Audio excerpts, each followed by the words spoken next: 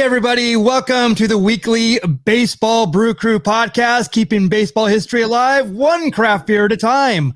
Wherever you are watching or listening, give us a like and a follow. Let us know where you're watching from. And if you have a beer out there, tell us what it is.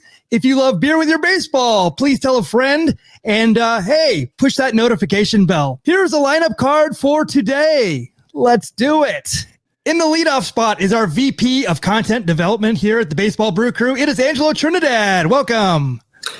Good evening, Baseball Brew Crew Brewniverse. Good evening, fine gentlemen. It is a pleasure to be here with you guys as always. Fresh off of my trip from Las Vegas, Nevada at the Front Row Card Show, but I'm excited to be right back here with you guys. But I have a question for you three fine gentlemen. Hit us, baby. Yes. The question would be, how much does it cost to subscribe to the Baseball Brew Crew YouTube page? $0. See, it doesn't cost you a thing. Smash that like button, hit that subscribe button, and check out what we got to offer here at the Baseball Brew Crew. Thank you guys for your support. Yeah, thank you so much. Wait, Jack, you told me I have to give you $20 so I can subscribe. you. That's a program. That's a program for senior citizens because you get extra content, and I check on you to make sure you're still alive every day. It's like that wristband. Yes. My medical alert. Yes. Nicely done. Next, he's the field correspondent and senior research analyst at the Baseball Brew Crew. It is Kevin Lyon. Great to be here. An awesome Tuesday. It's going to be a fun show as always. And I'm already ready to just celebrate 2 great beers in one tonight, including my favorite. We'll talk about that in a moment. Right on. And hitting third is the Goodwill Ambassador and the Sultan of Swig at the Baseball Brew Crew, Cowboy Jack Durango.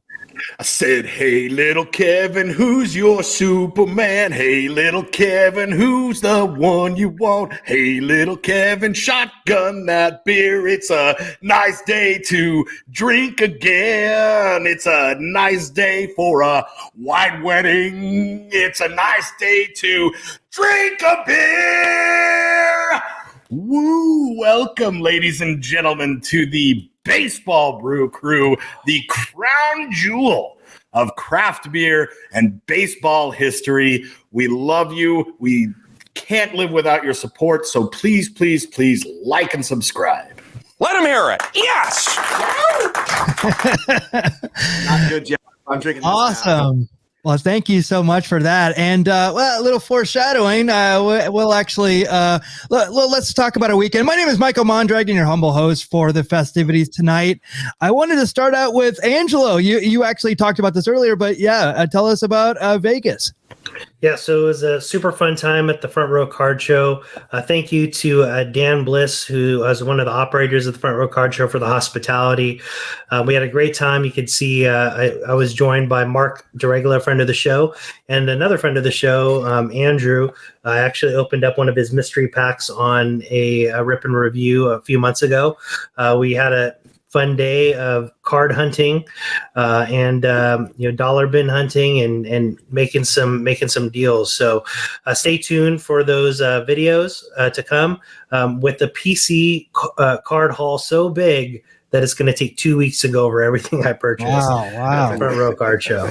So stay tuned to that. First one will be this upcoming Saturday, part 2 next Saturday. Lots of PC pickups, and we picked up a couple boxes of product as well, and we kind of split it 3 ways, did a random for a basketball and a football box. So you'll see and hear all about it in the coming weeks on Rip and Review. So stay tuned for that. Right. But again, thank you to Dan for the hospitality and the crew at Front Row Card Show. The next one's going to be Memorial Day weekend. So if you guys are in the Las Vegas area, I encourage you guys to check it out. And did I promote my little heart out at the Front Row Card Show. Awesome. I plastered the Tuscany Casino with Baseball Brew Crew paraphernalia, business cards, and handed out a bunch to vendors that I was making deals with at the show. So hopefully some of you guys are tuning in here this evening. Continue to check our socials out. So yeah, it was a fun time. Sweet. So that's great. So you got to give away all your little packs. I remember if people found you, did you get to give those all away? So I didn't end up giving them away to anyone that found me. However, I did pass them out to some folks that I met to give them a little nudge to like and subscribe our channel. You should make them subscribe, and then you give it to them. Give it to them, yeah. Show me on your phone. Yeah, and then I met some folks that I've purchased in breaks with online and stuff, and had a good time with them. So it was cool to kind of see the community and hang out with some folks that I normally only see online. So. And let me also mention, because, we do have a wrestling crossover. If people are in Vegas and are wrestling fans, the All Elite show, they usually run a pay-per-view that weekend. Oh, they do. You're right. If you go to Double or Nothing, I think it's at the it's MGM Grand, I believe. I don't know. It might be somewhere else. But, hey, just head about a mile or so down the street to Tuscany. I believe that's right by Caesar's Palace. Am I correct? It's behind. So it's right. It's near Ellis Island. So behind Caesar's Palace, right across the street from Fogo de Chao. So if you want to catch Double or Nothing, get the meat sweats, then head to the card show. Or that's a good day. Whatever order. Sounds like a great day. Yeah. So, but yeah, check it out. I didn't even think about Double or Nothing weekend. So, yeah, it'll be a fun time. Right on. And I love that retro Cavs shirt. I'm thinking of, is it John Price? Mark Price. Mark Price and Larry Nance. That's right. Yeah. I was going to throw in some Brad Doherty at you. Brad Doherty, yes. Brad Doherty, there you go. It's Hot Rod Williams. Was he on that team? Oh, yes. He was. John Hot Rod. What about John Hot Plate Williams? What about the microwave, Vinny Johnson? Okay, we're not doing a baseball. Welcome to the Basketball Brew Crew, boys. We can't just lay that Vinny Johnson reference down. You know why his nickname is Microwave? No, please tell me. Go ahead, Michael. No. You go for it. Because he can heat up in a second. Got it. That's one of my favorite nicknames. So solid nickname. Hot in like an instant. Yeah, he was one of the great nicknames of in basketball. Okay, so Kevin and I, we went to Riverside, but we also went to Palm Springs to see winter baseball, and we just figured out it hasn't been 7 consecutive because we missed one during COVID, but we've gone here since 2016. Yep. Wow. Yeah, 2022 they did. 2021 they did it, but they didn't allow spectators. And then last year I went solo. Right. Yeah, Michael and I. It's been an awesome just day trip. And if you could look, this is actually the auxiliary field. Yeah. And don't mind the guy on the crane we're yes. there, we're on the cell phone towers. But this is a little auxiliary field, all turf. And then do you have a photo of the main stadium as well? There you go. This is Palm Springs Stadium, which actually used to be the Angels spring training. I remember I went to a game in like 1980 in the early 1980s. If you could picture like major league ball players on this field, it's kind of crazy because we can't even picture it. It's like I imagine that area down at the bottom where with the big concrete, it's like that was full of bleachers and stuff like that because probably. That's the only thing that I can think of is, it's super small. I vaguely remember as a kid, it was like a little just like cones and like rope to barricade you off from going onto the field. But I think I was along like the left field line, I think, when we were watching it. Wow. There's thousands of people coming out for this because it was back in the 80s and like Palm Springs, Yuma had minor league teams and it wasn't really as Phoenix dominated as of yet. Mm-hmm. Yeah, now, Kevin, this field would have been perfect for you to do what I suggested and streak across to promote our show. That would have been perfect. Low security, so there's low risk, high reward, baby. Low risk, high reward. The show, brother. That's how Yucko the Clown got fame for the Howard Stern show. He went on the Atlanta Braves field and yelled Howard Stern, and that's how he actually got into the Howard Stern show. Really? So, yeah, come on. I would have been live on YouTube. I forgot. They're all their games. You know what? If you're a baseball fan, I'm being serious here. If you want to watch some of this action, California Winter League has a YouTube channel, and every game at this stadium is live. And they do 2 games a day. And I believe, except they're playing games 7 days a week. They're taking the Super Bowl day off, but I think their championship is the following Saturday, which would be, I believe, I don't know what day. The 18th. Thank you. But it's fun times. Kevin, did you find Palm Springs' Annie Savoy by chance? we were looking. Michael found a woman. How could I politically say this correctly? If a little, did I say badonkadonk? Is that okay to say? You can say badonkadonk. All right, and Michael Mondragon dubbed her Fanny Savoy. Yes. Oh, it's all in good fun. But yeah, Palm Springs is awesome. It's definitely a fun time. We love going out there every winter to watch baseball. It's pretty incredible. But Beautiful. it pales in comparison. It's a nice day for a white wedding. Look at this guy. Look at this guy. I did a thing, guys. Someone's out to market. But I also snuck up to Vegas with my best friend, my tag team partner, like the person that's always been there through some really low lows and some really high highs. My son's mother, we snuck up, ran up, and did the Vegas wedding, dude. And collectively, every single woman in America just had their heart broken now that you've shown that, and possibly Ian from If Sports Cards. Thank you. But I'm a taken man, boys. I'm off the market. You can look, but you can't touch, ladies. That's all I gotta say. What if I want to touch?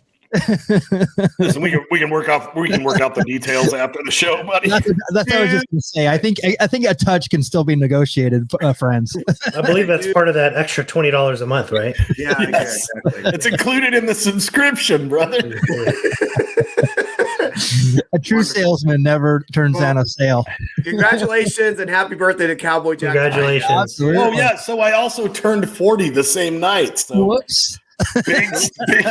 big stuff, dude. Wow. And you know how much money I lost? You know how much money I lost on you, Jack? Probably a good amount, bro. A good amount. No. I lost $20. Oh man. Well, I can't subscribe next month now. it's all right. We'll put your subscription on pause, baby. All right, thank you. Oh, well, congratulations to you. That is awesome. Congrats. We're really Thank super you so proud of you, and happy 40th.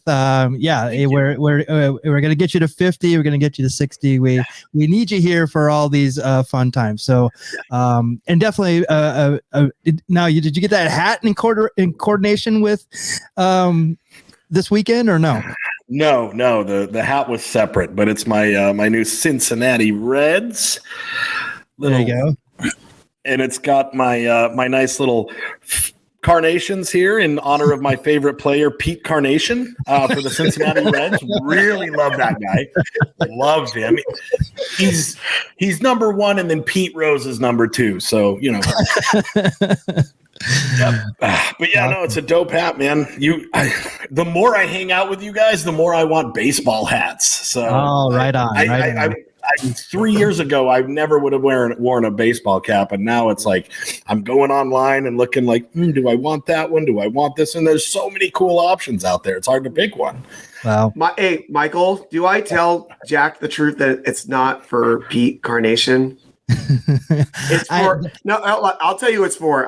Jack, I'm sorry, it's not for him. It's another guy in the Big Red Machine, Dave Carnacion. Yeah. Oh, really? Yeah. All right, I'll take a Dave Carnation. That's the name. That's a good one. Dave Concepcion. So I was gonna just have a little change to Carnation, just for That's a good one. Little play on words. I see what you did there. I'm trying. All right. So, as tradition on the show, we always bring a new and unique craft beer to review and enjoy. So, what are you drinking tonight? Angelo, I'm going to start off with you. All right. So, in continuing my homage to Black-owned businesses, this being Black History Month, I wanted to highlight White Lion Brewing Company out of Springfield, Massachusetts. So, White Lion was founded in 2014 by a man by the name of Raymond Berry Jr. He recognized growth in the craft beer industry and an absence of local beer in Springfield, Mass. And after 6 years of hard work in 2020, they officially had statewide self-distribution and opened up their first tap room in Springfield, Massachusetts. So they have two locations, their home brewery in Amherst, Massachusetts, and their tap room in Springfield. And some of their beer lineup is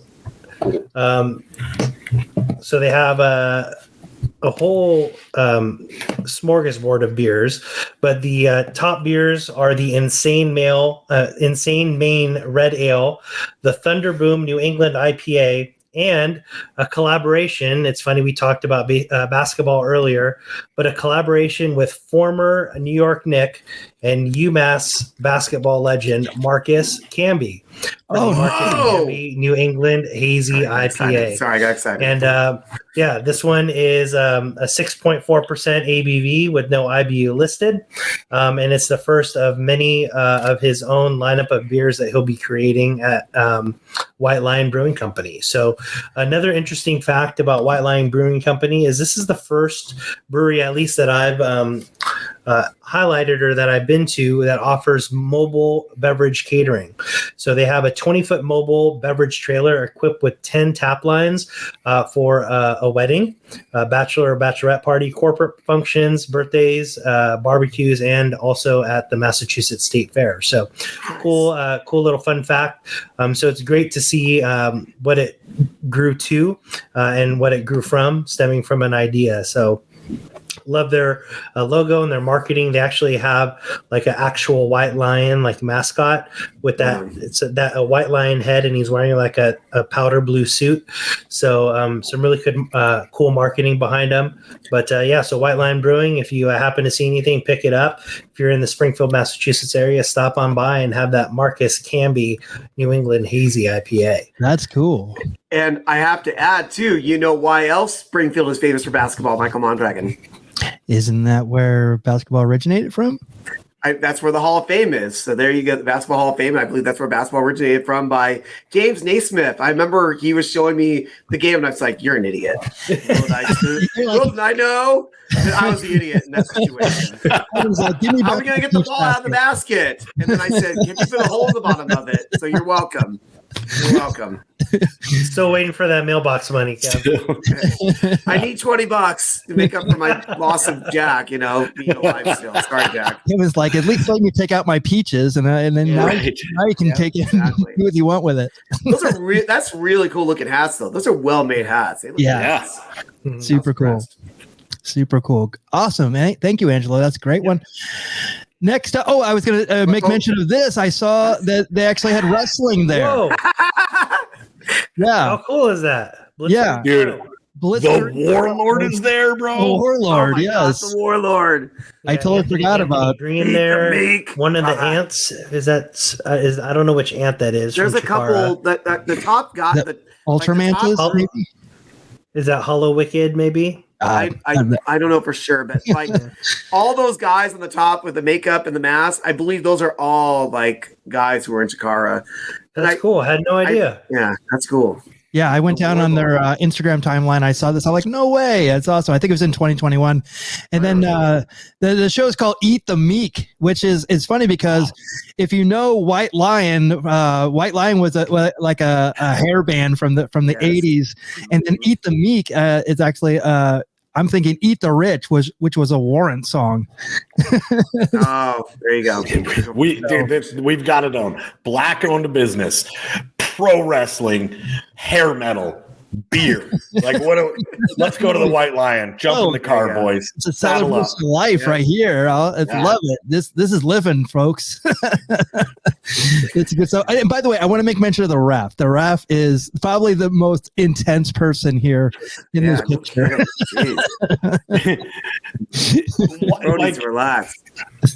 I know nobody would recognize him, but they really should use a current picture of the Warlord and not one from 1983. I know. It's every wrestler, yeah. Even there's so many wrestlers out there that still use the one from 30 years ago. Yep. All right, Cowboy Jack, you're up. So, gentlemen, in 2017, Queen Creek, Arizona, which is a suburb of Phoenix, had the largest beer drinking population per capita in Maricopa County, but 0 breweries. So these two brother-in-laws, Brian and Ryan, answered an ad put out by the Town of Queen Creek Economic Development Commission to start a craft brewery to service the thirsty population of Queen Creek, Arizona.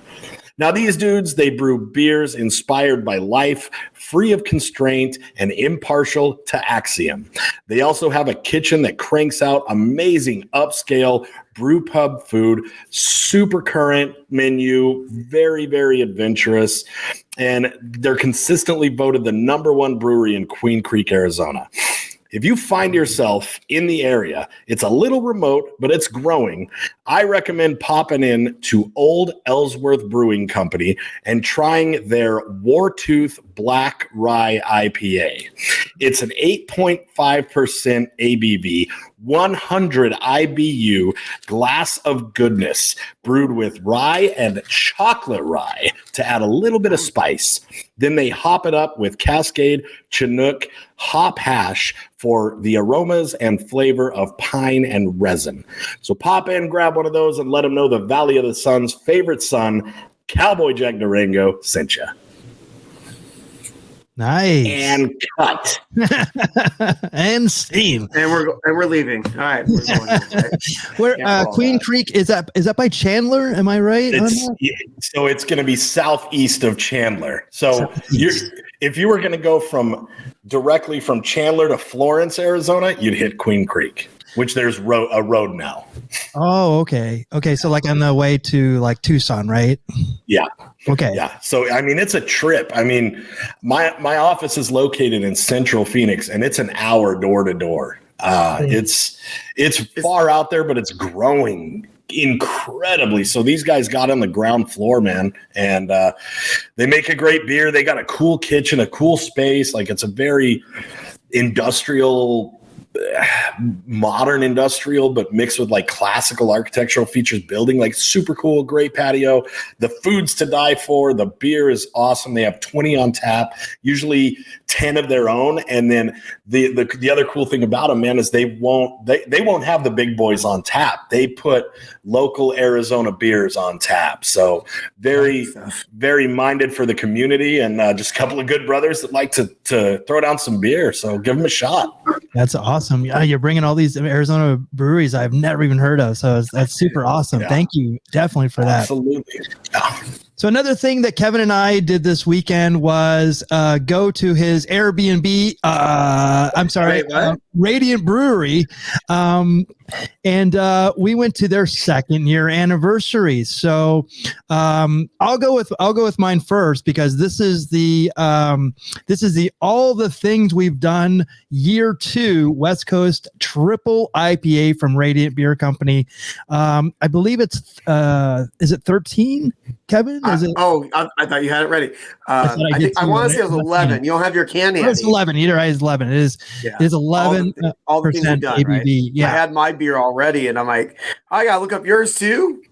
No, I have the listing, but I forgot to put down the all the things we've done year 2 with the triple IPA coming in at 11.3. 11.3. That's right. Okay, so it's brewed to celebrate our 2nd anniversary. This sneaky beer with an array of flavors, big citrus and tropical fruit aromatics, weaving through tangerine, grapefruit, mango, and apricot, give way to bold notes of cantaloupe, rainbow sherbet, and pineapple. Now, I just had a sip a minute ago, and I was like, oh my gosh. Okay, so my beer of the year last year was a triple IPA from Radiant. Oh, it was actually their 1st anniversary. It was their 1st anniversary one. Now, I've had one sip of this, and I'm going to take my 2nd one here. Oh my gosh. Okay. So rainbow sherbet and pineapple, like I can, and bold notes of cantaloupe, like it is everything that it's right there. It's bursting with flavors. Really? Cantaloupe, rainbow sherbet, and pineapple. It's and it's pretty clear, as you can see. Even in the picture, you can see it's super clear. It's really, really, it's so bold. It almost has like a volume to it that it's like you don't get with other beers. And the thing about this is it has a pretty high alcohol level, but the thing about it is it drinks pretty easy. Did you notice that too, Kevin? Well, yeah, because I had this first when we went there on Saturday, and almost every time they do like a triple, it's just like you would not know you're drinking like a 10, 11% beer unless you're Cowboy Jack. If you go through our archives, you see he actually chugged your beer of the year, chugged a whole bunch of it at once. And I was just like, that's not the way to do it, Jack. And, Yes. You know, Yeah. Lesson learned, dude. Lesson learned. well, good. Hopefully, if I bring you one of these, you could drink it a little slower. Yes. Absolutely. Yeah, I would definitely take my time with an 11 All right, right very now. good. But, Because who knows, maybe you'll have one coming. So this is actually I was super excited for this one, but I have to be honest, I was really going for this one, which is Kevin's tonight. Tell us about this one. Cowboy Jack Durango. yes, sir. What is arguably your number one favorite brewery? Toppling Goliath. Goliath Brewery. So what is We didn't even have that planned. Radiant. My favorite. I have to ask. What is my favorite brewery, Cowboy Jack? Radiant Beer Company, sir. All right, I need you to get your find my hand. Find it. We got to do the mega handshake here. Oh, sorry. Let me go to stand. The mega handshake, brother. Because it is our mega powers coming together. This is a collaboration between Toppling Goliath and Radiant Beer Company, Decorah, Iowa, and Anaheim, California coming together. And one thing we had a lot of fun was, do you see something very interesting in the photo on the right with one of the gentlemen? I do. It's kind of a hipster beard and a beanie, but I dig it. Yeah, that's what I see. Handsome dude. I'm talking about the guy in the Savannah Banana shirt there, sir. What? I know. I was like, who is this guy? And then we actually found him. We were just shooting the breeze for a while because I think he said he actually was living out in that way, and he actually got that shirt like, my gosh, I think it's like 2016 before they really blew up. And you got to see him, so like that's really cool. So did they have brothers from Toppling Goliath? I believe the gentleman in the center is the gentleman in the center there is from Toppling. Everybody else is at Radiant, because that's why I'd ask who the guy on the far right was, because I had not seen him before, which is weird because you figure I know everybody by Sure. Yeah. You live there. Yeah. So anyway, tell me about this beer. All right, so it is a double. I can't talk. Double hazy IPA, giving it 8.9 Cowboy Jack. So that means that's also friendly to both of us. You know what I mean? Yes. But reading the description here, this first sentence, I don't know how we want to talk about this. It says, after meeting under unusual circumstances, the giants from Decorah and the luminaries of Anaheim found common ground and mutual love for each other's beer. Now, do we talk about the unusual circumstances? Get it out of the way, man. No, get it out of the way. Because Jack was very bitter because his number two beer was called Radiant Haze, an awesome hazy. But because of the name Radiant in it, I think Radiant had the rights to the name Radiant in a beer. So that beer, unfortunately, had to be stopped. But part of the concession is, hey, we're going to get something great in the end. We're going to get multiple beers from these guys made together. So here we go. So Iowa's Toppling Goliath joined forces of Radiant Beer Co. this winter for the first of several Cowboy Jack. You heard what I said? I said several collaborations in each brewery's respective state. So we may not be able to get the Iowa one, so we're gonna have to count on Ian for the Sports Star to get on that for us. Well, no, and what a great opportunity. What a great opportunity for the people in the Midwest to experience Radiant Beer Company. Absolutely. Which, I mean, even though they discontinued my favorite beer via dirty legal machinations. Number two, sir. Your number two beer, sir. It was the beer of the year, but consistently Radiant Haze, I would say, would be the one that I would grab for first, if that makes any sense. I know, sir. But people in the Midwest aren't getting to get this goodness that we get on this West Coast, and nobody's doing it better than Radiant Beer Company. It's a win-win for everybody. Absolutely. And so this first brew is a hazy double IPA with a massive dose of Mosaic, Motueka, Strata, and Citra hops, a light base of North American Pilsner malt, and some oats, coupled with, and I thought this was interesting, TG's water profile. So I don't know, did they bring, because we're in a drought in California, did they bring water from Iowa? I don't know, but it sounds like a good story anyway. Yeah. But it creates a beautifully balanced platform to let those marvelous hops shine through a medley of tropical citrus and stone fruit aromas and flavors. where I come from, we call this delicious, and I definitely agree. I'm almost done already with this first one. Wow. Nice.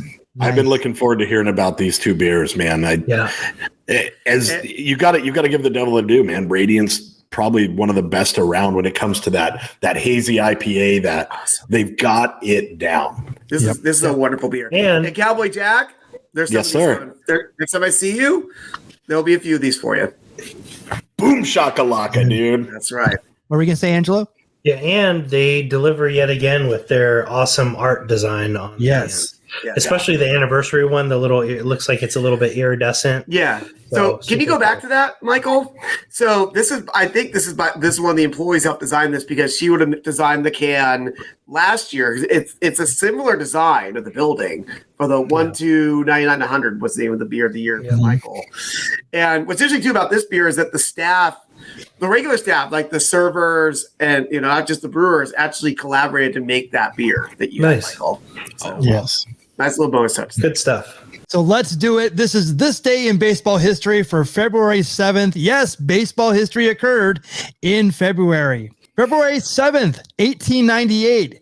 Chris Von der Aha is taken into custody to face charges in Pittsburgh after being kidnapped by Detective Nicholas Bendel in a St. Louis hotel. Okay, this sounds really odd. Okay, so this owner... let me.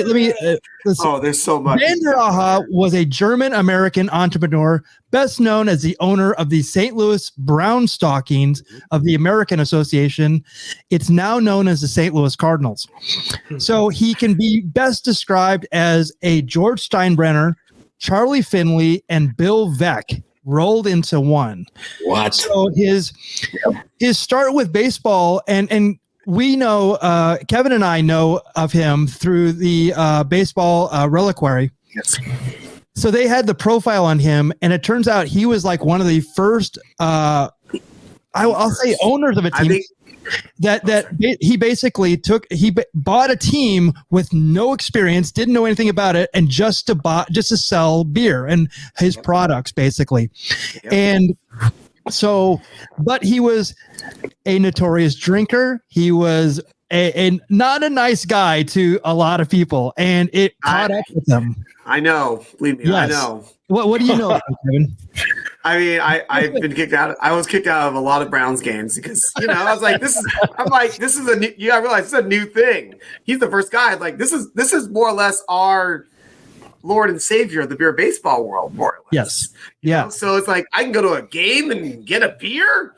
Yeah, I'm in. Instead of going to the saloons where I've been kicked out of so many of them by then. Sure. I get a ball game. This was back in the days when it was kind of frowned upon. Baseball played on Sunday, beer at games. Yeah. That's right. That was another thing. Sunday too, but there's an entire book about him, and I need to really sit down and actually read it. This might be a very interesting subject for Jack and I to go further into, but there's a whole book about him because he more or less changed the way baseball is, because beer and baseball is such a common thing. Obviously, we do a podcast about it, but he's the one who incorporated all of it, and it more or less is a way for him to make money. Shocking.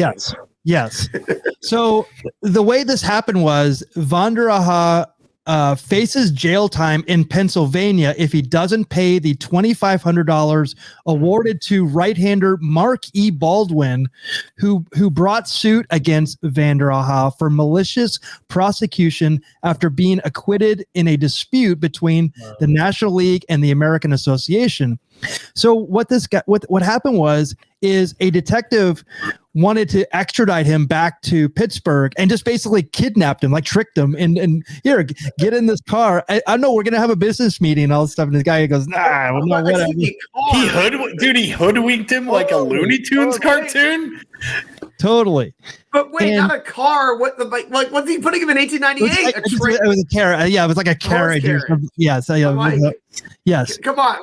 I know there wasn't cars. I was around. There you go. Yes. It was not a car. I am mistaken there. But I get he was so salty and it was just one of those things. So the whole thing, we need to do a deep dive on this guy because he is it is insane, like his life and what he did.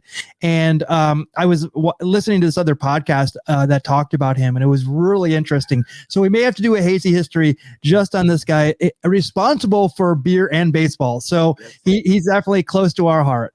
We love it. And it looks like he gave Rick Steiner a job there, all the way to the left, second row. Oh, jeez. Those are some well-mustachioed players. Yes, of course. And, well, because they have to match him. I mean, look at this. Right. Look at him. You know. Yeah, he looks like a Western gunfighter. Yeah, no kidding. All right. February 7th, 1942, Reds general manager Warren Giles announces the team has traded veteran catcher Ernie Lombardi to the Braves for 2 players to be named later. The 33-year-old future Hall of Famer who will hit .330 during his one season with the new team, capturing the batting crown, a feat that a catcher will not repeat until 2006, when Twins catcher Joe Mauer leads the American League with a .347 batting average. That's pretty amazing to 330. I mean, like, I was trying to think of other, like Johnny Bench didn't do it. Trying to think of other catchers that might have done it. Now, Michael, I'm going to be the one to poke a hole in all this. You know why, right? It's February 19th. Now, did you say that 1942 he won the batting crown, right? It would have been, yeah. So remember what happened in December of 1941, because so you got, I don't know how quickly players, we've talked about this quite a bit on the show, 1942 to like 1945, the quality of baseball players did really decrease. You don't have Ted Williams, and he was with the Boston Braves. I don't know. Boston Braves were in the National League, so I'm trying to think who would have been hitting in the National League at that point. I'd have to think about that. Yeah, that makes total sense. Yeah. Like Ted Williams in the American League, but you have way less quality of hitters. I just don't know if they would have immediately enlisted this quickly. If we talk about that, like a Ted Williams, Bob Feller, like all these amazing Hall of Famers literally left their job to serve in the military. Can you imagine if World War III breaks out like this year? like LeBron James ain't enlisting, pal. No. You're not even Mike Trout, Aaron Judge. No. You know, Pete Rose will serve before Mike Trout. I'm telling you that right now. You know what I mean? Yeah. Are you saying LeBron James wouldn't take his talents to South Vietnam? No. How dare you? How dare me? No, I mean, baseball was so bad back then. They even had to like hire Madonna and Rosie O'Donnell, and it was a mess, guys. It was a mess. And Tank Girl Lori Petty. Yeah, Tank Girl Lori Petty. Yeah. And who was their heater, dude? What was her name? Myrna? Oh yeah. Oh my goodness.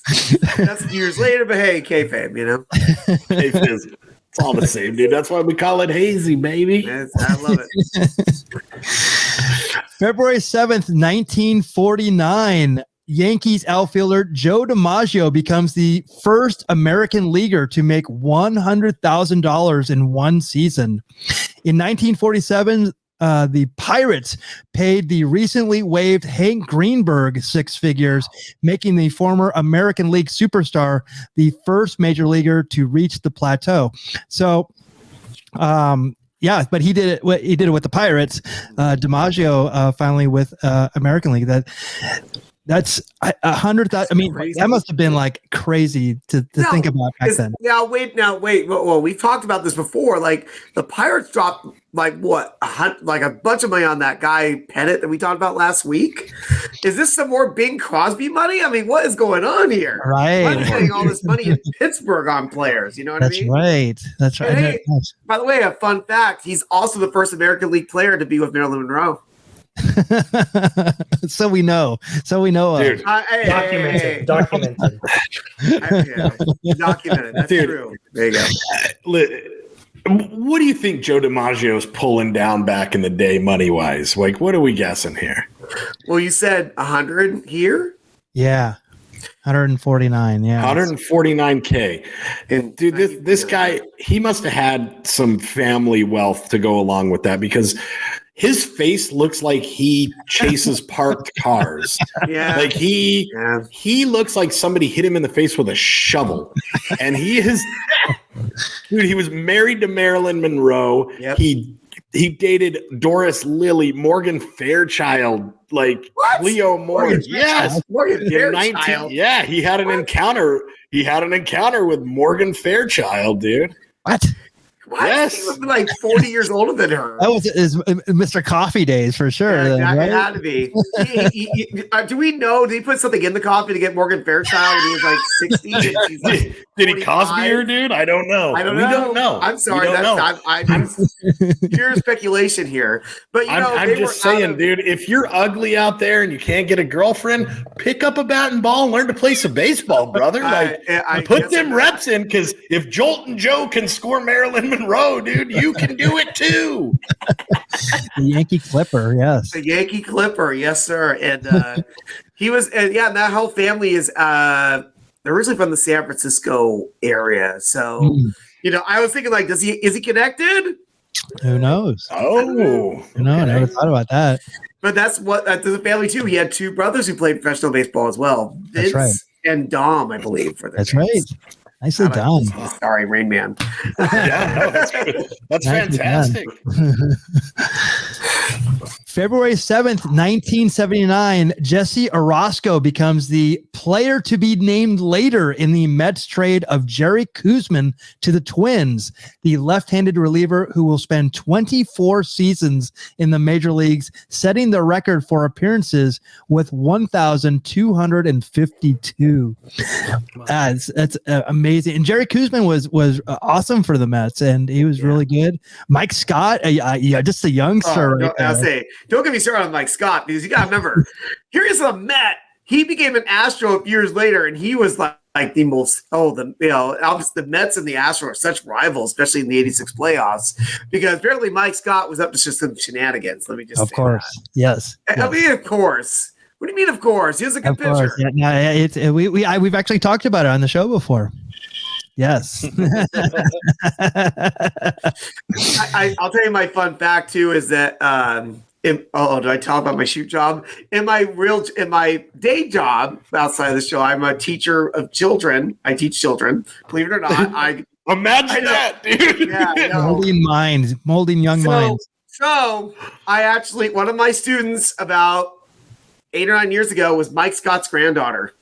Wow. I saw this child, like 3 or 4 years old, wearing this jersey that said Scott, and I'm like, we're going, Mike Scott? And then the mom, it was Halloween, she was dressed up in this, and she was like, oh yeah, that was my old jersey. Mike Scott's my dad. And I'm just like, wow. What? And I'm like, I gotta stop, because I'm like, I knew apparently what he was scuffing, so to speak. I expected you to say great Scott. Great Scott. In the words of Jerry Lee Lewis, who great follow our telethon. There's a whole lot of scuffing going on. Nice. But Jesse Orosco, what all time Orioles, Mets, and Dodgers. Just name a team he is on them, I'm sure. Yeah. February 7th, 1983, the Mariners select Reds minor leaguer Danny Tartabull as compensation for the loss of Floyd Bannister to the White Sox. If I'm not mistaken, Floyd Bannister plays for Cowboy Jack. Arizona State University. Check that out. Check my facts on that one. I think you're right. I'm almost positive you're right on that. Sorry, the outfielder who will hit 270 and receive consideration for the Rookie of the Year award in 1986, but will be traded away in the offseason to the Royals for Scott Bankhead, Mike Kingery, and Scott Shields. And I actually have a bat from when he was on the Calgary Cannons. And of course, I forgot it. I left it in the shed over here. By the way, great job. You are correct. It was the Arizona State University. There you go. There you go. And I forgot that Danny Tartable was on Seinfeld. I think he made 2 appearances on Seinfeld. Did you know that, Angelo? Yeah. Well, I mean, I knew there were quite a few baseball figures that made appearances, particularly quite frequently the back of George Steinbrenner's head. Yes, exactly. Voiced by Larry David, I believe, right? Yep. Is that what it was? Yes. Yep. Keith Hernandez.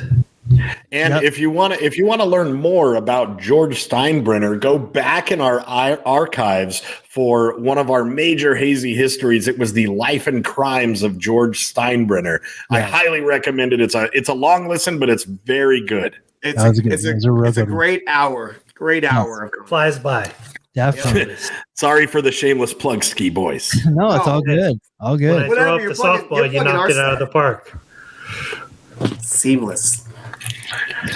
February 7th, 2012, the Canadian Baseball Hall of Fame announces Rusty Staub's selection for induction, along with Raul Cormier and Doug Melvin. To the Canadian Hall of Fame. The former Expos outfielder, referred to as Le Grand Orange by the Montreal fans because of his red hair, was a fan favorite in the franchise's early days due to his work ethic and active role in promoting the game north of the border. And I everything about him. I remember early baseball and Montreal and it just being outdoors and in the cold, like in Toronto. I remember like 70s. Well, the Expos were like in early late 60s, right? They started in the late 60s. They originally played, I think, at a place called Jerry Park that was outdoors. Right. And then when they had the Olympics in 76, they built Olympic Stadium, and that's where they ended up going to once that was completed. Yeah. And then in 77, I believe the Toronto Blue Jays started, and they were like at exhibition stadium. Yes. And baseball in Canada was just so weird. They don't have like the domes like they have now, but like I had to put this picture. I mean, like, look at that red hair. I mean, that Rusty Staub. I mean, and the red hair, and Yuppie there. It doesn't say that Yuppie was influenced by Rusty Staub's hair, but I have to say it is. And what is Yuppie? What is that French for? Yippee! There you go. Nicely done. I was like, Jack's not going to say it, is he? He actually did. And hey, let's not forget the Hall of Famer in this photo. That would be Yippee. Yes, he's in the mascot Hall of Fame. I'm sorry. Also, the man Gary Carter is the man in the Expos helmet, Hall of Famer. Yeah, but who needs to talk about Gary Coleman when you got Yippee over there? That's Gary Carter, Coleman. So. Gary Carter. I said Gary Coleman. Yeah. Gary Carter. But we were talking about the Astrodome. Here's Rusty Staub at the very first game of the Astrodome. And he started on the Houston Colt 45s in 1963. They eventually became the Houston Astros.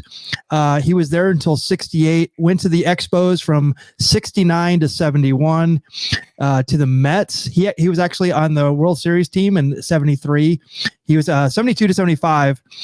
He was went to the Tigers and then back to the Expos in 79, the Rangers, and then back to the Mets. He actually played until 1985. So,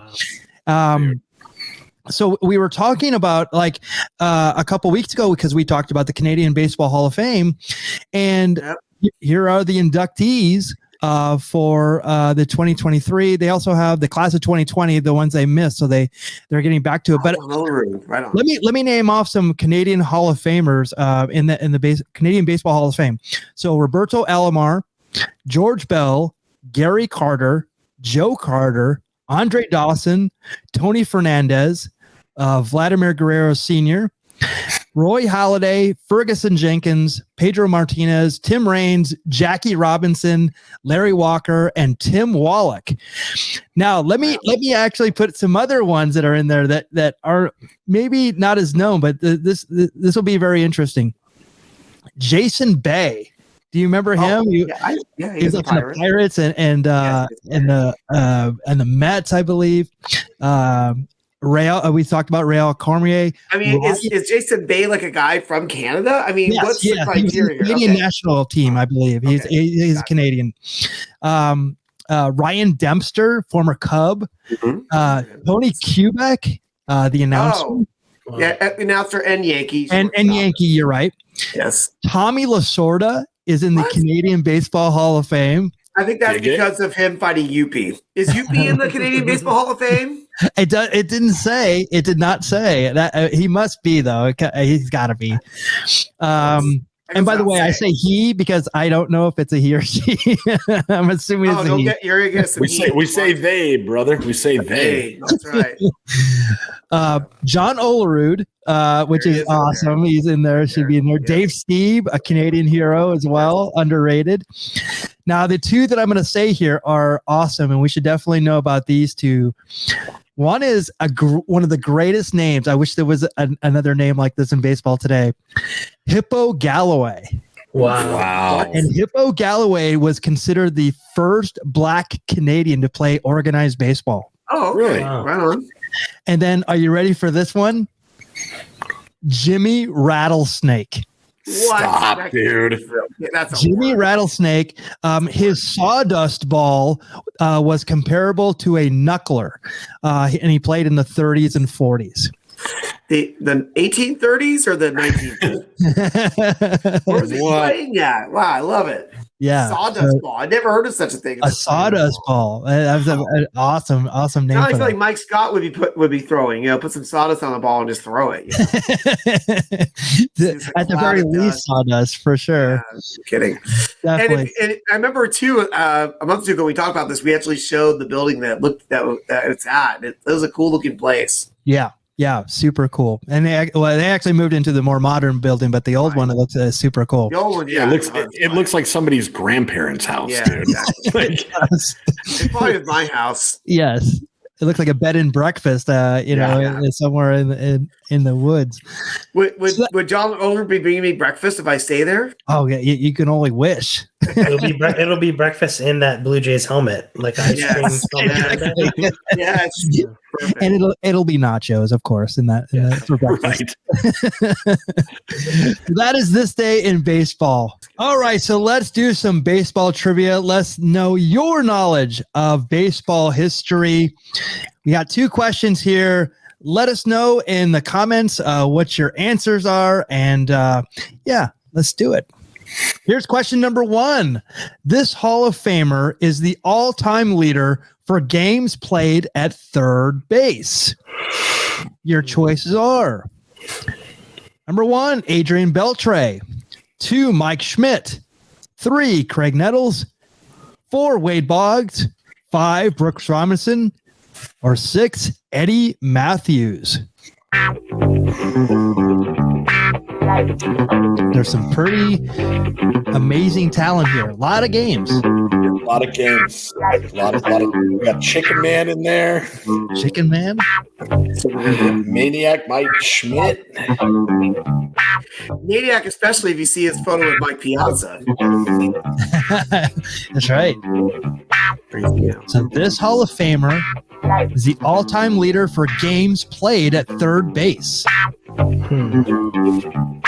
I wish I could think of what the third base rap, what the hit was by the third base rap. Throw that out there. We got the Cactus. What else we got? The Cactus album. Yes. So on this list that we're seeing here, they're all Hall of Famers, correct? They're all in the Hall of Fame. All right. Yes. Actually. I'm wagging my finger at you, Michael Mondragon. Actually, no.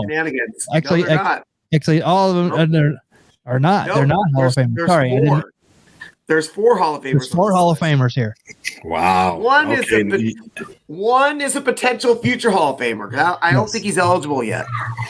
Yes. He's got a good shot though, but who knows nowadays with the way the balloting is. Yeah, Hall of Fame doesn't matter until Pete Carnation's in it. Yeah, that's fair.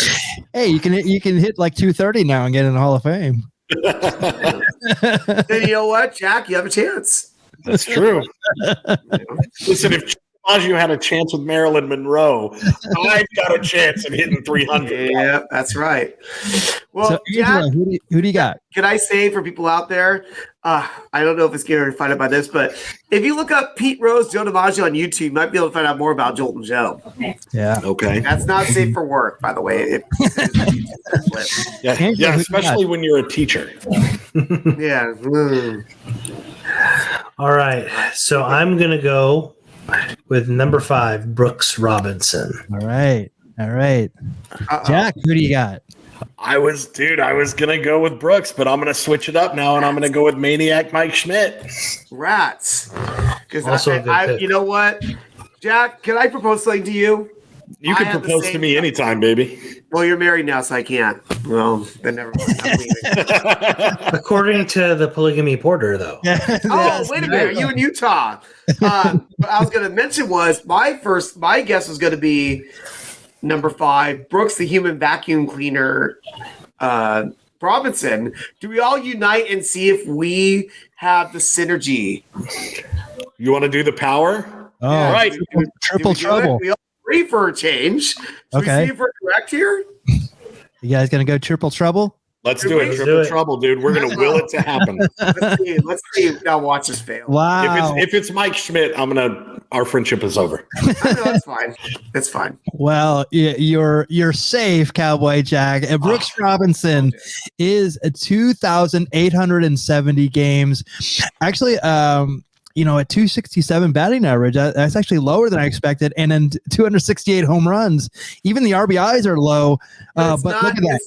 But it's not he's not like the best offensive player. He won a couple championships, but it's all about being the 16 gold gloves. Yeah. He was stellar. He was definitely a person. What's that, Kevin? Human vacuum cleaner. That's right. I always heard the human Hoover, but yeah, it's like if you look it up on YouTube, just look at Brooks Robinson, you'll see him just like make insane plays at third base. he was crazy, Really? and actually playing in the early days of AstroTurf as well. There's that series again. I think it's 1970 against the Reds. Man, it's wet and it's AstroTurf, and he's like playing it like it's amazing. Like he's There's some nuts. awesome plays in that. I remember seeing those. He was in absolutely 1970 and won the MVP in 1970 for his defense and his offense. He did. Adrian Beltre is second on that list. Third is Craig Nettles, and actually with 24-12. Let's see here. Wade Boggs is fifth on that list, and Eddie Matthews actually 8. And here, okay, so you're probably asking who are the current third basemen that are on this list. Evan Longoria is actually 21st. Oh, wow. With 1785. Nolan Arenado actually is over Manny Machado. I would have expected Machado to be over this, but Nolan Arenado is actually about 200 above. Hasn't Machado also played in the outfield? Did he play in the outfield? I never knew I was trying to that. remember with the Dodgers if he played third base or not, because I think they had. Yeah, he played third base. Okay. Yeah. I don't know. I think he also plays in outfield. I'm sorry. And actually someone who's right behind Machado, which I didn't expect. I should have expected this, but it's actually, I'm surprised how close he is Josh Donaldson.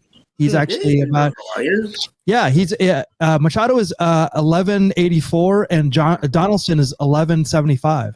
So, but nowadays, I think Johnson does of DHing too. So who knows? right. So he's definitely going to fall down, right? And that gives the advantage to a guy like a Brooks Robinson who was playing before the DH was around, Because Adrian Beltre for sure would have DH'd some later in his career, I'm sure. Yep. With his fan. All right. Here is question number 2. This Hall of Fame pitcher only won a total of 145 games in his career, 145 for the episode number of tonight. Who is he? And here are your guesses. Oh, boy. Here we go. Number 1, Goose Gossage. Number 2, Dizzy Dean. 3, Sandy Koufax. 4, Candy Cummings. 5, Bullet Rogan. Or 6, Satchel Paige.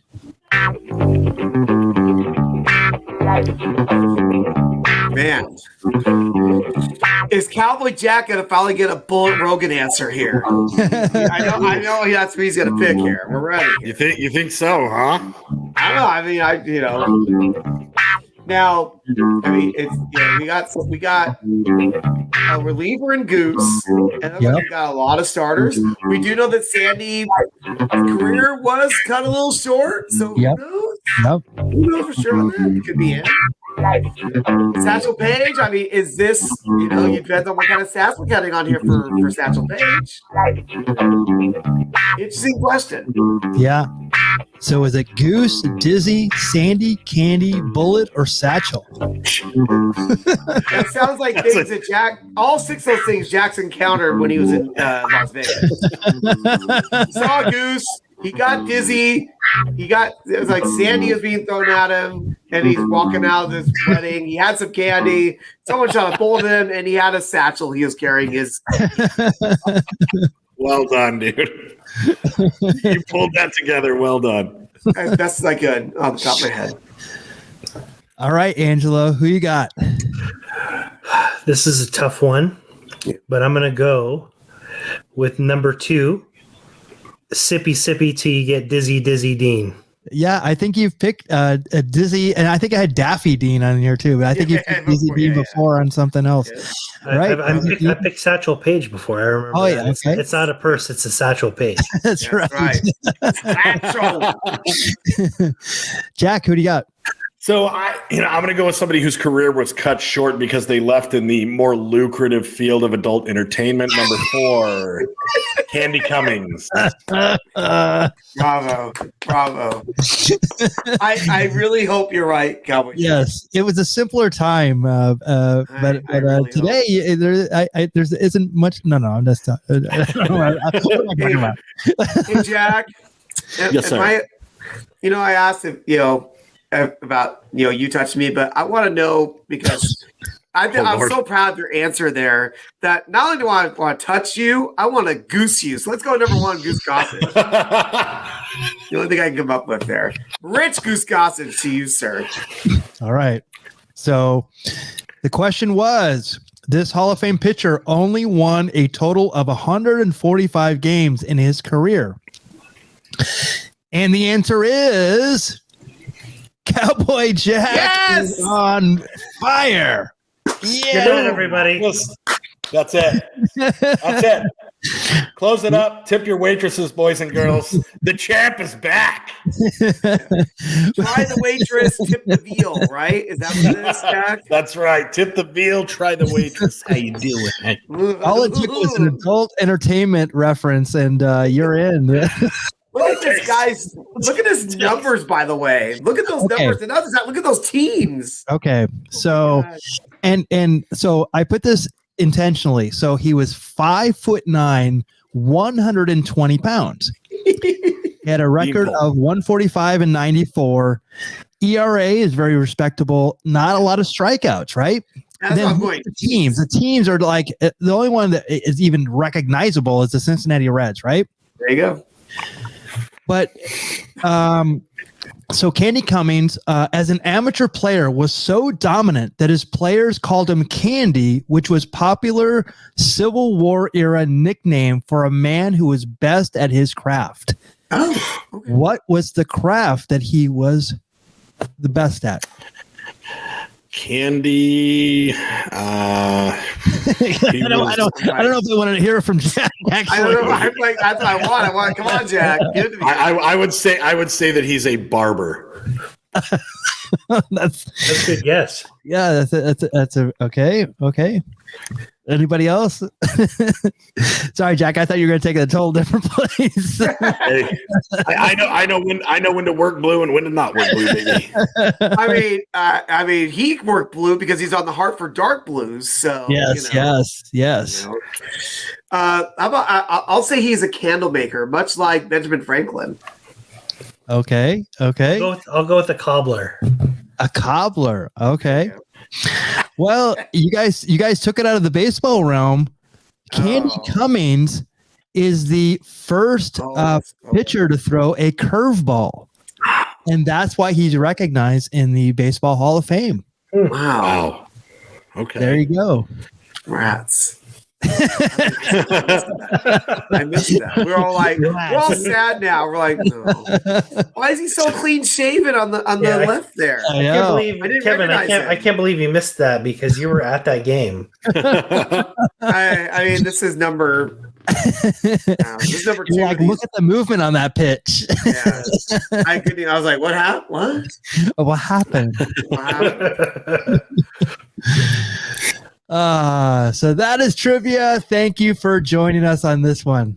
All right, so let's do a segment that we don't get to do enough, but we definitely love it. It was created by the Big Hurt Alan Jepson, one of our friends, and he created the beer batter. And basically, we're going to pick a topic, and then we're going to do round robin, where someone has to bring up something in that category realm, and if they take too long, they are eliminated. And the topic today is the San Diego Padres. All right, so it can be anything related. It could be a player, it could be a manager, it could be a facility, it could be something roundabout, but we like to get creative with this. So I'm going to start with Angelo, and off the top of your head, tell me something about the San Diego Padres. Jack Murphy Stadium. Ooh, good one. Great start. Great start. Uh-oh. Come on, Jack. No, dude. Dave Winfield. Yeah. Wow. Good job, Cowboy Jack. Nice. That's when we would have reached deep in later. Yes, But you for brought it sure. up right on the I side. don't know many, dude. I don't know That's many. exactly. That's it. Hey, how about I bring up I mentioned them earlier. Their former spring training city was Yuma, Arizona. Oh, look at that. Wow, going super deep. Also, a winter location, the Yakut Swallows. Yes. Oh, look at you. Look at you. Well, I'm just going to take it off the board right now because I have a lot of stuff up my sleeve. I'll just go with Tony Gwynn, the greatest Who else Padre. is Jack going to know? That's not very nice. I do know a guy thanks to fantasy baseball. Mr. Padre. Oh. All right, let's go with Ken Caminiti. Nicely Oh, done. Very- Nicely done. Very good. You Darvish. Oh, there you go. Wow. I had to remember they. Okay. All right, Kevin. All right, how about I bring up their Cy Young Award winner, Randy Jones? Very nicely done. Well, he was a Padre at the time, traded for Gary Templeton, which I'm sure somebody can use later. Yep. But I'll go with. I will go with Gary Templeton. How about that? Oh, I'm gonna go with someone else can take my lead there. I mean, I'm the only one who's going to know what you're talking about. so Gary don't worry about Templeton was actually my next one because I actually own a Gary Templeton jersey Ooh, Wow. that I okay. received on Padres Hall of Fame night when he was inducted into the Padres Hall of it. Fame. Oh, there you go. And I also have a jersey of the second player inducted that evening, Benito Santiago. Nicely done. That's a good Right. one. That's a good one. That's a right. good one. All right, Jack. That's a big Pasadena for me, boys. I got nothing. I'm not gonna lie. I hate that song and I hear that sound and I hate being the first one eliminated. But Oh, shocking. I got to be honest. I got nothing. I could go to Google, but let's keep the game pure. You know what I mean? Jack, you have Well, hey, how about this? We'll give you, because you're learning. We're going to give you a mulligan. Jack, do you know Yeah. where the Padres play now? San Diego. There you go. We're in. We'll accept that. But it's in the name, dude. You're back in the game. Back in the game. I'm back, baby. Kevin. You know, Jack, if you're hungry, you also can go to McDonald's because one of the owners of San Diego Padres was Ray Kroc. Nicely Really? done. Nicely Wow. done. The owner of McDonald's way back in the day. Well, I can't believe I'm going to continue my answer from before. No, let's do it. So Gary Templeton was traded to the Padres in exchange for Ozzie Smith. Sir. Wow. Michael, you're not going to be doing this all night. I got the back burner here. That's true. This might have been in the back pocket of Kevin and Michael, but I'm going to play this card right now and go with former 5-time NWA World's Heavyweight Champion and current WWE official, Scrap Iron Adam Pearce, who was a finalist in the Padres PA and announcer search. That's right. I would never. I would. That was definitely not in my back pocket. I got plenty of Padres to come. Don't worry. Yes, that's a great one. And when we interviewed him, it was in one of the very first, like maybe the second or third. Very early show. Yeah, very early show in 2020. We actually interviewed him, talked about that. That's awesome. Great, good one. Cowboy Jack, what do you got? Call back to an earlier segment. I guess we could throw in Goose Gossage. Nice. Cowboy Jack, I'm so proud right now. Well done. Nicely done. I'm a big boy, guys. I did it. Yes. All right. Let me go with Will Myers. Oh, Will Myers. That's a good one. That's a good one. I'm saving my crazier ones for later. Don't worry. Okay, me too. I know. You and I we can be here till 9 o'clock tonight. I'm actually going to flex one that's going to be off the rails. I just heard this recently, and someone had brought this name up, and it's stuck in my head, and I've been trying to find a way to put it out there. No, this is one of the great names in baseball. Yes. Archie Cianfrocco. Wait, who? What? Who? Look it up. Archie Cianfrocco. It actually does exist. You can. Right. I'm not contesting you, sir. Somebody brought up his name, and I went crazy. It's good. Sounds like an SNL skit. Like what was Archie the name Cianfrocco. Oh yeah. Archie Cianfrocco. All right, Angelo, you're up. I'm going to go with the former Fox television show that I miss dearly that was based on the San Diego Padres, fictional players, Pitch. Oh, wow. I don't know of that. Such a great show. It was about the Major League Baseball's first female pitcher. Yes, I was just going to say that. Exactly. That was very short-lived. I remember that. It was only one season, yeah. Which also co-starred Zach Morris, Mark Paul Gosselaar. He was the aging catcher. That's awesome. That's awesome. Good job. Jack, I can help you if you need a hint. I had a light bulb moment, guys. Light bulb moment. What? Did I have a San Diego, California is not only home to the Padres, but it's also home to Ballast Point Brewing. Oh, okay. Yes, and Ballast Point is in the current Padres stadium, which has not been said yet. That's right. We're not going to talk about that. Yes. Hey, for fun, can I just say Qualcomm Stadium? Is that acceptable? Qualcomm is good. Even though Jack Murphy gave Qualcomm. Yes. And I'll go with Petco Park, which is the current. Oh, come on! I had to do it. No one else is going to do it. You're clearing the easy ones off the board, is what you're doing. Oh, Jack! Yeah, don't worry. Michael and I we're like the 6 shooters. We have our bullets ready here. Exactly. He was going to back down first. Exactly. The San Diego Padres and the city of San Diego hosted the 2016 MLB All-Star Game. That's right. I was there. Nice. I was at that one.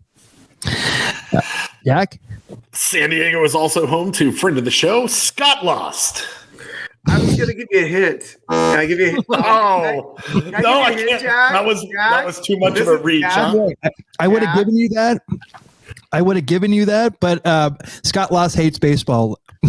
Oh. Not that Jack would ever say. Jack, would you be willing to say in this game the name this? No.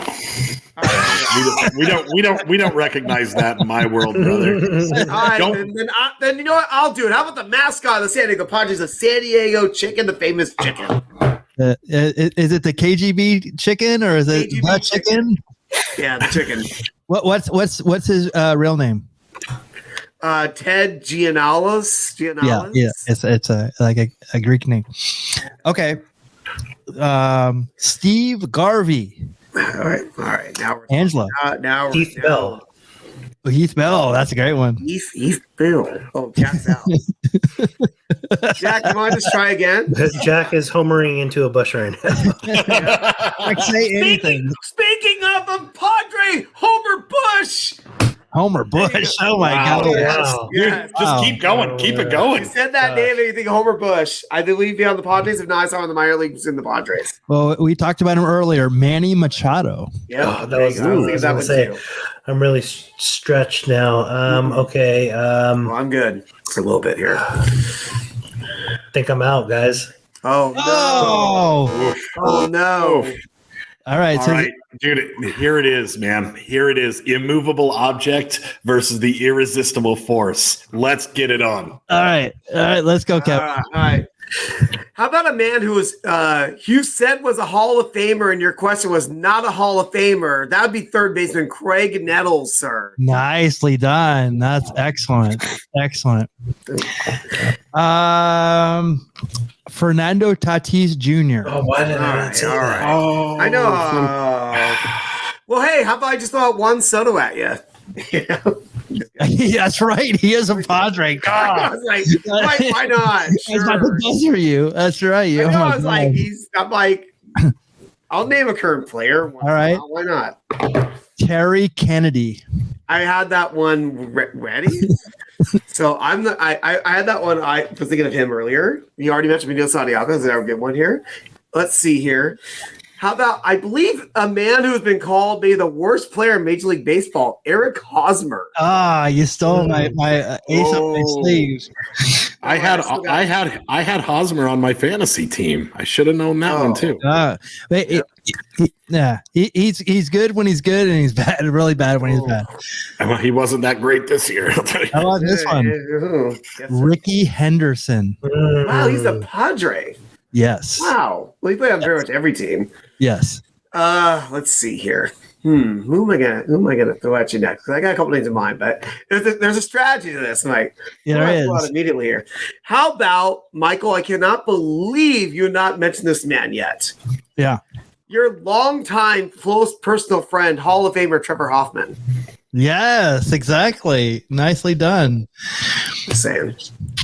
All right. This could go all night, fellas. This good. We need to go. We may have to call it all eventually. Blake Snell. There you go. That was one I was thinking of. Really, very good, very good. I believe Hunter Renfroe was a Hunter Renfroe. right? That's a good one. Mike Clevenger. Oh, okay. He is, yeah. He Sure. Yeah. He got a little trouble lately. Sure. How about one of Tommy Lasorda's favorite players, Kurt Bavacqua? Well done. Well done. Now we're going to throwback. I know. Sorry, I was I just that one just came to me. I'm like, how did I think of him sooner? That's a good one. I will go. Well, we said Benito Santiago earlier. Yes, sir. And you said Mr. Kennedy earlier, which I was hoping to do that myself so I can do the Kennedy joke. Yes. Kennedy. So this is going to be a stretch, and one of the reasons I believe that he was one of the very first people involved in San Diego baseball. Ted Williams. You can actually look that up. He actually. Yeah, I mean, he's from San Diego. I don't know how you're stretching a little bit. I don't know how much affiliate he is with the Padres, but he is in San Diego. He is with San Diego baseball. Yes. Yep. How about Michael Mondragon? Do I do this now? Sure, why not? Let me throw the most famous voice of baseball from San Diego at you. Former New York Yankee, also Jerry Coleman. That is excellent. That is a great one. You're welcome. So, Disco, before you go, can I just jump in and say Ted Williams played 42 games for the Pacific Coast League Padres. So well done. There you go. Nice. Thank you. Thank you. I knew he actually at Petco Park, they actually have a thing dedicated to him as well. Also, a fun thing if you go around, there's also little plaques out people from San Diego, including, since we're all professional wrestlers here, related to wrestling. The big cat, Ernie Ladd, has a little plaque for him. No kidding. For him, Oh, wow. Along with all-time great professional wrestling Hall of Famer Jim Londos. No kidding. Oh wow, I didn't know that. That's if you just walk around Petco Park, you can find that stuff. Oh, I said Petco Park. Oh, we are talking about that. I'm just kidding. That's cool. What do you got for me? Okay. So I will go with since you said broadcasting before, Mark Mudcat Grant, who was actually with Adam Pearce, actually was with him. He was the one who mentored him. Excuse me, Jim Mudcat Grant. Mudcat was Jim Grant, I thought. No, this is the broadcaster. This is Mark Grant. Okay, you said Mudcat because I've never heard those Jim. Yeah, his nickname was Mudcat as well. Also. Oh, that's interesting. All right, Yeah. That's why it was trying to get you on technicality here. Yes. Yeah, he actually Mudcat Grant was played at the Phoenix Giants when I was there as well. Yeah, so that's why I know him. All right, right on. All right, but wait, that's the Phoenix Giants. That's not. I know, but he was before that. I'm kidding. I mean, let me see here. Where do I want to go here? Where do I want to go? Because I still have a couple up my sleeve. Let me go up my sleeve here and pull out a former San Diego Padre, became a future manager, Bruce Bochy. Bruce Bochy. All right. I'll do that. All right. So if you're going with managers, I'll go with Dick Williams. There you go. I had that one ready too, just in case. I was like, wait, let's see here. Oh gosh. Now I'm like, I know I have to have more. All right, I got at least a couple more in my head here. Okay. If you collect baseball cards, I believe it was 1989 Fleer has one of the best baseball cards I've ever seen. It is of a man standing holding a surfboard. And that man would be shortstop Tim Flannery from the San Diego Padres. Ooh. And eventually became third base coach for the Giants during their World Championship Series runs. You know, do we stop here or do we keep on going? I don't know. I say we lightning round this and players before 1985. Oh, ooh, okay. I think oh no. I only got, oh no. All right. This is what we call the lightning round. Okay, perfect. Yeah, we got to end this somehow. Yeah, all right. Who went? Am I up or are you up, Michael? I am. All right, go ahead. Can you look up if Candy Maldonado played? That's post 85. I can almost guarantee that right now. Okay, because he was a Dodger, and I probably lost. Man, Michael Mondragon. I can give you two right now. First of all, the one they're not gonna like the second one I'm gonna give you. The first one is a guy named Nate Colbert, who I believe is right up there in the Padres all-time home run list. Nicely done. Not only did you forget that guy, you forgot a friend of the show. You forgot Raleigh. I did. I can't believe he didn't come up. Amazing. Raleigh Fingers. Wow. Raleigh Fingers and Ozzy. If it were not for the lightning round, that could have definitely gone all night. It might have been exactly. I was trying to throw like an obscure one out there just so I could buy some time. I was saving Nate Colbert on purpose. Nate Colbert is a fantastic. Maldonado, I don't remember if he was a Padre, but if he was, it was after 85. That's awesome. He was not a Padre.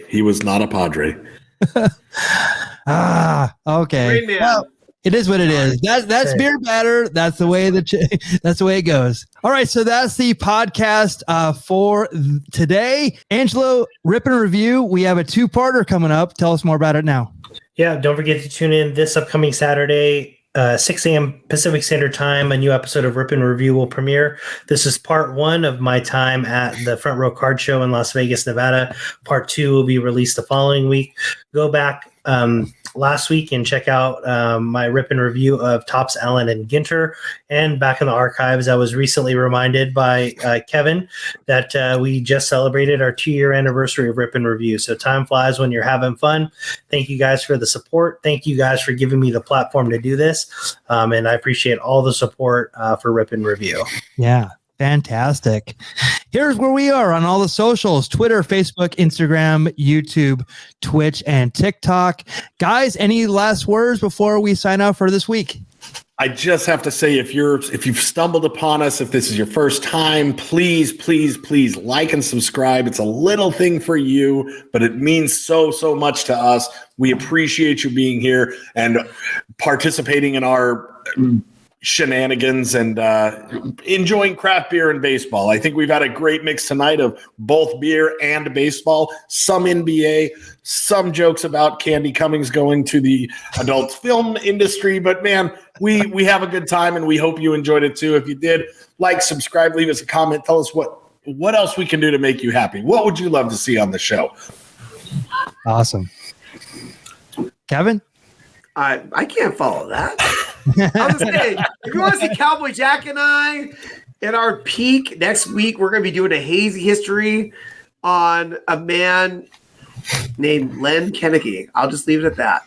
Yes. Do the research. Leave that to us. No. That'll definitely be a fun one. It's one of the craziest stories I've ever heard involving baseball, but kind of not. Yeah. Yes. So, Cowboy Jack, congratulations on your big weekend. Angelo, the footage I've seen that I'm going to be editing soon for this looks awesome. Thank you for that. Kevin, great weekend in Riverside, but also Pasadena and Anaheim. Palm Springs, we were all over the place, brother. We have so much coming up.